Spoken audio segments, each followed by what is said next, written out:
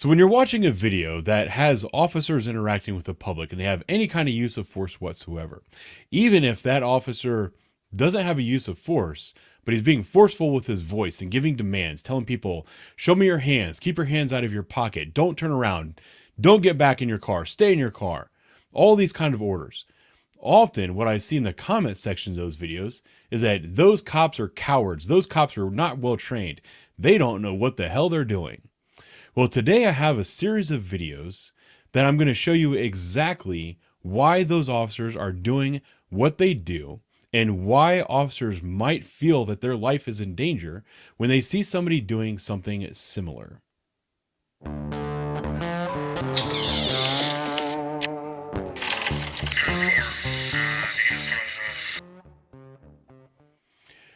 Alrighty, so the first video that I have for today is one that came out of Lucey County, Florida. This occurred, the timestamp is on the video, on March the 23rd, 2022. This is one of those situations where you see a police officer interacting with a woman who does not appear to be a threat to that officer at all. She's attractive. She's wearing almost no clothing. It's very disarming. She seems like she's emotionally distraught. So most people would expect the officer to be extremely kind to this person and treat them as if they were not a threat whatsoever. Unfortunately, and we're going to play the video here in a moment, this woman is concealing a knife behind her back and she stabs the officer. Why don't we just get right to it and I'll play the video for you. Go ahead.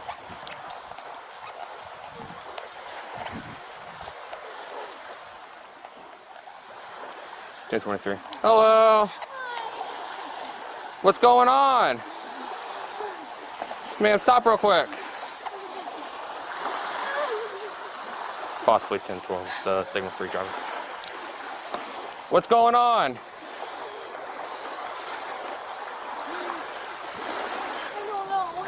You don't know? No. Alright. Were you just in a crash? Ma'am, come up here. Don't walk away. Wait, hold on. No walking. Come over here. Okay? Okay. Walk upstairs, alright? Let's get out this water area. I don't wanna. I'm scared. You're scared? Alright, let's walk up here. Let's get off this water, okay? Okay. Don't run. Slowly walk.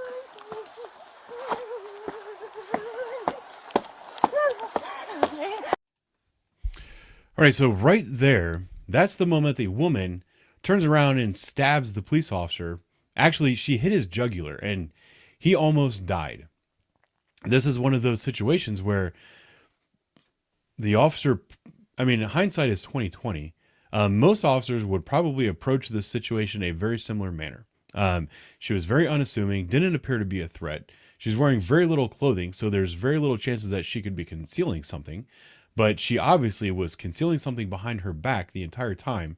This officer is only 22 years old. So you know that he doesn't have a lot of experience. And that might have played a factor into how this happened. But when an officer is interacting with a young woman who's wearing next to no clothing and doesn't look like a threat to that officer at all, and you hear him making demands of her, like show me your hands and stuff like that, maybe, just maybe, people should step back for a second and say, you know what? I bet you that police officer has a little bit of training that I don't, and I shouldn't be the one talking about him. Let's just put it that way. Now, I said that he was gravely injured. Here's a little news story that I found on the internet that goes into a little bit of detail about what happened to him, and I would like to play that for you now. The 21-year-old suspect is crying and says she's scared. Then, seconds later, the sheriff's office says she pulls out a knife and stabs the deputy in the neck, nicking his carotid artery, a major vessel. Usually, people don't do well with that injury. But Deputy Colangelo is being praised for using his training to save his life, applying pressure to his neck while chasing after the suspect and calling for backup. Of all the things, that's probably the thing that was the most important maneuver. before he got here. The 22-year-old deputy was rushed to HCA Florida Lawnwood Hospital, where Dr. Christopher Bennett performed an hours-long surgery using a vein in the deputy's leg to help repair the wound in his neck. So we took a piece of that and used that as a patch and oversewed the hole that was made from the knife. Investigators believe Leah Day may have been under the influence. She faced a judge Friday and is now facing attempted murder charges. Dr. Bennett says Deputy Colangelo is lucky, and had he been stabbed 2 to 3 inches lower, the outcome could have been much different. If the knife had a downward trajectory, very, very different story. He probably wouldn't have made it to the hospital. So there you have it. He was almost killed by a young woman who was haphazardly trying to stab him with a knife. When people have knives, they are deadly. It's not like TV and movies where you can see a guy get stabbed a whole bunch of times and just walk away. For some reason, it seems that whenever something like that happens to a police officer, it hits him in the worst spot. I don't know. Now, let me get back to my video. So this is a case out of Phoenix, Arizona, and this occurred on February the 11th, 2022. This is an incident where a man called 911 stating that a woman was gravely injured. As the officer approaches the house, the man is calling to him saying, "Hey, get in here, get in here, get in here. She's inside, she's hurt, she's hurt." While doing so, he has his body bladed towards the officer and you can't see one of his hands. In that hand that the officer can't see, he's concealing a firearm. And as the officer approaches, he shoots this officer. Later on this same night, there was a standoff for several hours. This man once again came out and pretended that he was giving up and was concealing another firearm and shot multiple officers during that altercation. I'll let you see the video now. Let me get out of the way. This one's short. Come on. Come on. You're sucking our own blood. Come on, bro. Come on. Who's all in the house? Huh? Who's all in the house? It's me.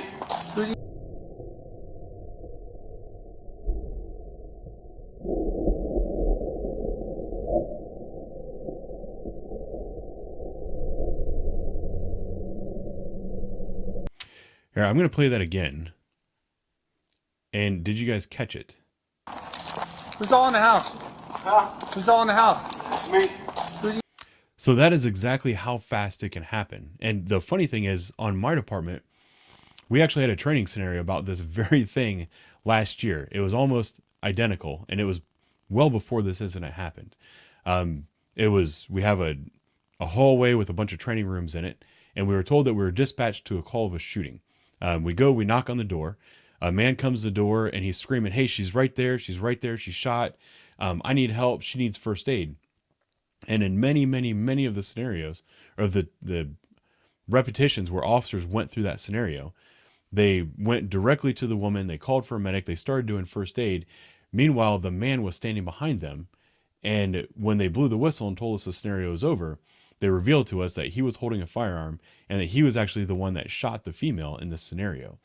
Reminding everybody that when you're approaching these scenes, you need to be aware that the suspect might actually still be on scene. And in this case, this man was the suspect of what had happened to the female inside. And he was using that call to lure in officers and try to harm them.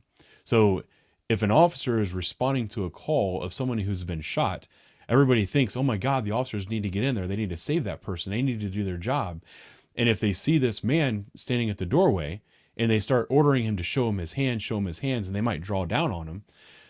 When these type of videos hit the internet, people lose their freaking minds. They're going to say, well, they're just drawing their weapon on him because he's a black man. They're afraid of him and all this other stuff. The thing that's going through their head is that stuff like this happens. And when stuff like this happens, every police officer across the country watches it. And they have to keep this stuff in mind because there's no such thing as a routine call. Like we hear that all the time. It might sound cliche, but it's the truth. So when you see an officer approaching someone, demanding to see their hands, maybe even drawing down on that person if the person isn't compliant, this is the reason for that. Now there's another video that I have queued up. This is a very famous video. This is Officer Dinkheller. This occurred in 1998. And this is a case where you only get to see the body or the cruiser camera footage, but you have a man who gets out of his car during a traffic stop. The deputy orders him back because you don't want people getting back into a vehicle if they're already out. You might as well use that as an opportunity to take him into custody. The man starts acting strange, actually reaches back into the vehicle for a weapon. This is not too dissimilar to what happened in Wisconsin when officers were struggling with that guy and then he reaches back into the vehicle. These are the things that make a reasonable officer believe that his life is in danger and that deadly force is applied. And that's the standard to which police officers are judged, and we need to keep that in mind. So here's this video. Driver, step back here to me. Come on back here for me. Come on back. How you doing today? Good. Come on back here. Keep your hands out of your pocket. Keep your hands out of your pocket, sir. Sir. You goddamn it, here I am. Shoot my fucking ass. Come here. Here I am. Sir, come here. 37 radio 1078. Come here, sir. Sir, get back. What are you calling, motherfucker? Sir, get back. Now, get back. Get back. Sir, get back now. No! Get back. Fuck you! Sir, get back. No. I'm telling you now. Get back, sir. Sir, get back. Sir, I am a get goddamn back. Vietnam That's combat fine. veteran, Step back. and I am not Sir, fuck step you! back. Sir, step back now. Get back. Get back. Get back now. 1078, radio 1018. Sir, step back now. Sir, get back now. 16. Sir, get back. Get out of the car now. Sir, get out of the car. I am doing my life. Get back here now. Get to your vehicle. Put the gun down. This video is chilling. Every person who's ever trained in law enforcement since this day has seen this video. When police officers make mistakes, those mistakes are shown to police officers across the country from that day forward as tools to learn how to handle that situation better the next time. Everybody knows what happens after this. The deputy was shot and killed. It's gruesome and it's horrible. It's one of the worst shootings I've ever seen. But these are the type of things that police officers have in the back of their head when they're approaching a vehicle, when they're approaching a scene, when they're approaching a suspect, regardless of if that person is unassuming in their appearance. It's important that officers are safe because you can't do your job and you have to be at the next shift. You have to be there the next day. You have to be able to go home and see your family. That's the most important thing for every police officer in this country. And it's really simple to follow those instructions and show that you're not a danger to that police officer. And when police officers are saying things like, take your hands out of your pockets, show me your hands, don't get back in your vehicle, or stay in your vehicle if you open the door. There's reasons that police officers do those things. It's not arbitrary. They're not tyrants, as a lot of people like to say. They're just trying to do their job and do their job safely. And it doesn't do anyone any good, whether you're a regular civilian with no training, or if you're a county prosecutor, and you say that you want to prosecute police officers if they succumb to the temptation to fire their weapon, because they believe their life is in danger. Their lives are very frequently in danger, and it's incredibly hard to tell where that danger is going to come from. I don't know. Those are going to be my thoughts for today. Thank you for watching. I'll talk to you soon.